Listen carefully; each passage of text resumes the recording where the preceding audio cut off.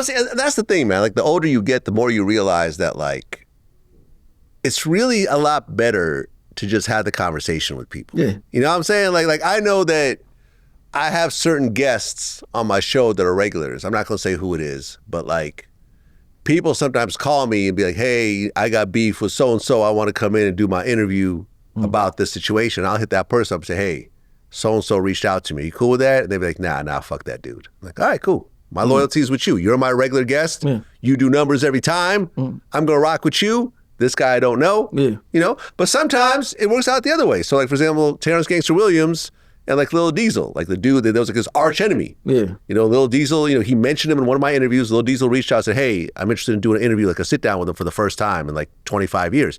So I hit up Terrance. I said, yo, you cool with this? He goes, yeah, absolutely. Cool. We flew them both in. Had my, you know, actual NYPD security in the house. Had them both frisks. I explained to him, like, no fights. This is not Jerry Springer. Man. If y'all decide to just wild out and whatever, I can't stop y'all from getting arrested. You know why people mess with baby brother, even though he told? Because he owned it. He owned that shit. Like, yeah, he just owned that shit. Like, yeah, I told on the dead. Yeah, he just owned it. He don't, like, run away from it, none of that. Like, so, like, that's why people, like, don't really give him too much slack about the shit that I'm telling. Yeah. I mean, plus he funny as shit the way he tells stories. Like, oh yeah. He had you, like, but I didn't even know who he was when I first saw him on your joint. You know, I did his first interview ever. Yeah, I'm like, who the fuck is the boy? The way he talk, he don't hold nothing back. He don't give a fuck what. I mean, so, like, tell the truth. Yeah, I remember he told me when he first came home, Birdman was like, yo, whatever you do, just know that a month later, no one's gonna care anymore. And he's like, 2 years later, people still caring. I'm still, you know, he's making a 6-digit a year salary off his YouTube channel. People booking him for interviews, and he's like, well, I proved my brother wrong. Yeah, because content is king right now. Yeah. Period. That's like that's the top thing right now. Like, I mean, so, like, you got a story, you know, his baby brother, he was in prison, like, got prison stories. He was being a gangster, what he's talking about can be checked and be verified. So, like, people listen to what he be saying, you know what I mean? So. Yeah, no, listen, me and Birdman, we started talking after that interview. Yeah. We have each other's numbers, we call each other, we're supposed to do something, it hasn't happened yet, but he was like, I remember Birdman was like, hey man, like, business-wise, I really admire what you've done in terms of paying people for interviews, because that's never really happened before. Like, no one really did that. It was done sort of on a hush-hush level, but you're the one that really just put it out there and started really saying, yo, I got a bag, you want to come, you know? And he's like, yo, you created a whole industry out of there. And I'm like, shit. Yeah. Birdman telling me this means a lot. Yeah. This is coming from someone who's way richer than me. Did you interview him before? Nah. Now, me and him never even...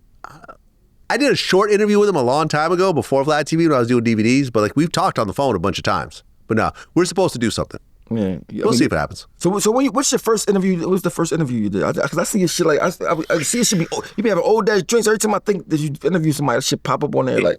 You know what's funny is that we just launched this Vlad TV YouTube masterclass. Oh, yeah, I've seen it. Yeah, and they actually, in the process, they showed my first video, and it was actually Bernard Hopkins in Philly, in his apartment in Philly. What year was that? Oh my God, this was before Vlad TV. It was like during my DVD days that I kind of transferred over. This got to be like 2006, maybe. So 21 years. Yeah, something like that. Yeah. I mean, that's the grind. I mean, yeah. I mean, period. I mean, that's why I'm trying to do my shit like just like that. You know what I mean? My thing is this, like, content you could always make money off of it, even if it's old. Yeah, you just put that shit back out. I mean, so you could put that shit out over it. But do you think it'll be a time where a business come buy all your content from you?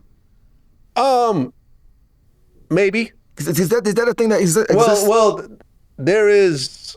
It's the equivalent of a publishing deal. You got these companies that will give you. I remember we got an offer for like $750,000.